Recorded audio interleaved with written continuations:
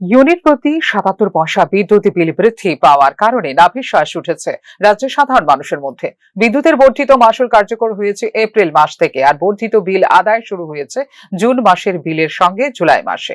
August মাস পর্যন্ত আদায় করা হবে ২ মাস করে বর্ধিত বিল। গ্যাসের মূল্য বৃদ্ধির অজুহাতে প্রতি ইউনিট পিছু এক লাফে ৭৭ পয়সা করে বিদ্যুৎ ব্যবহারের জন্য বাড়তি অর্থ ভোক্তাদের যোগাতে হবে বলে বিজ্ঞপ্তি দিয়ে জানিয়ে দিয়েছে বিদ্যুৎ নিগম। আচমকা প্রতি ইউনিট পিছু ৭৭ পয়সা করে বিদ্যুৎ বিল বাড়ানোর আগে বিদ্যুৎ রেগুলেটরি কমিশনের তরফে ভোক্তাদের কোনো অংশের বক্তব্য জানার নেওয়া হয়নি উদ্যোগ। গড়ে প্রায় ৩০% হারে বিদ্যুৎ বিল বৃদ্ধি পাওয়ায় মাশুলের অতিরিক্ত বোঝা চাপালো ভোক্তাদের ঘাড়ে।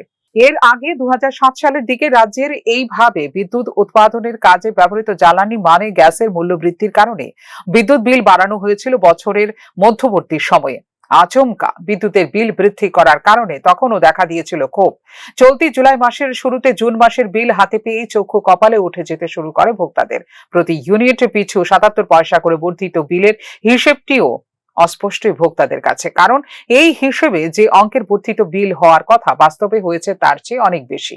আগে প্রতি ১,০০০ টাকা বিল দিতে হতো যেসব গ্রাহকদের, তাদের বিলের অঙ্ক বেড়েছে ৩০০ টাকা অথবা তার বেশি। আচমকা মোটা অঙ্কের বিল বেশি আসায় তা পরিশোধ করা কঠিন হয়ে দাঁড়িয়েছে অনেকের পক্ষে। বিল পরিশোধ করতে গিয়ে হিমশিম খাওয়ার অবস্থা হয়ে পড়েছে সিংহভাগ ভোক্তাদের ক্ষেত্রে। এ নিয়ে সৃষ্টি হয়েছে একাধারে ক্ষোভ এবং আশঙ্কা। আগে যে আমরা যে পুরান মিটার ছিল, আমরা ওই মিটারে ভালো ছিল। এখন স্মার্ট মিটার লাগানোর পরে অনেক বিল আইছে। আমরা অফিসে ১০-১২ জন গেছিলাম ২ তারিখ, যাওয়ার পরে আমরা এই কথাই আমরা কইতেছি যে আমরা ইলেকট্রিক চালাই এই কারণে আমরা বিল উঠতেছে। কিন্তু বললাম স্যার আগে তো আমরা যেভাবে চালাইছে এইভাবে চলতে হবে, এখন কি বিল বেশি উঠতেছে। আমরা স্মার্ট মিটার চাই না। আমরা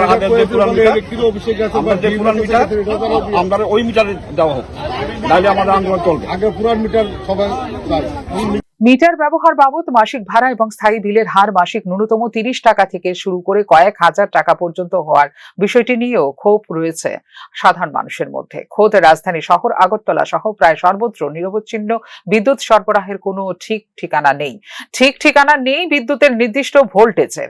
একবার বিদ্যুৎ সংযোগ বিচ্ছিন্ন হলে তা পুনরায় চালু হওয়ার কোনো নির্দিষ্ট সময় থাকে না, তার উপর নির্দিষ্ট পরিমাণ ভোল্টেজ থাকে না। ফলে বিদ্যুৎ যন্ত্রণার পাশাপাশি নষ্ট হয় নানা ধরনের বৈদ্যুতিক ও বৈদ্যুতিন যন্ত্রপাতি। এ নিয়ে রাজ্য বিদ্যুৎ নিগম ও দপ্তরের কোনো ভ্রুক্ষেপ নেই বলে অভিযোগ ভোক্তাদের।